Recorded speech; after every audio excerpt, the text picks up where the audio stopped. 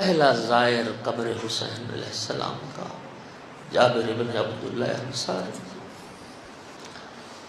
نابینا ہو گئے تھے، نابینا۔ عطیہ کوفی کو ساتھ لیا،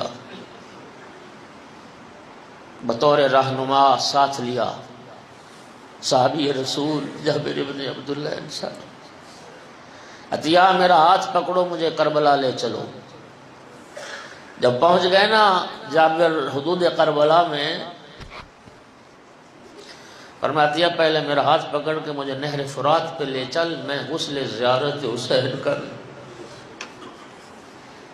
عطیہ نے ہاتھ پکڑا، جابر کو نہر فرات پر لائے، جناب جابر نے غسل زیارت امام حسین علیہ السلام کیا، پھر پاکیزہ لباس زیب تن کیا، عود کی خوشبو لگائی۔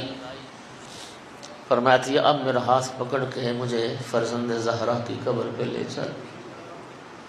چھوٹے چھوٹے قدم اٹھاتے ہوئے ننگے پاؤں چل رہے تھے، زبان پہ تکبیر کی صدائیں تھیں، اللہ اکبر کے نعرے تھے۔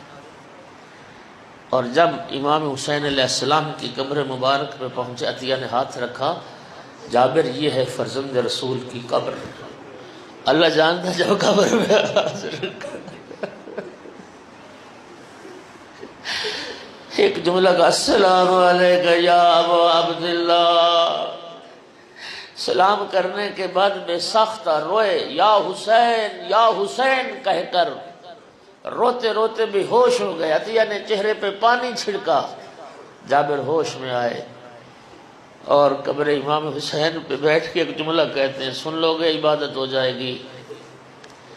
کہتے ہیں حبیب لا یجیب حبیبہ، فرزند رسول کیا بات ہے، آج ایک دوست اپنے دوست کے سلام کا جواب کیوں نہیں دیتا؟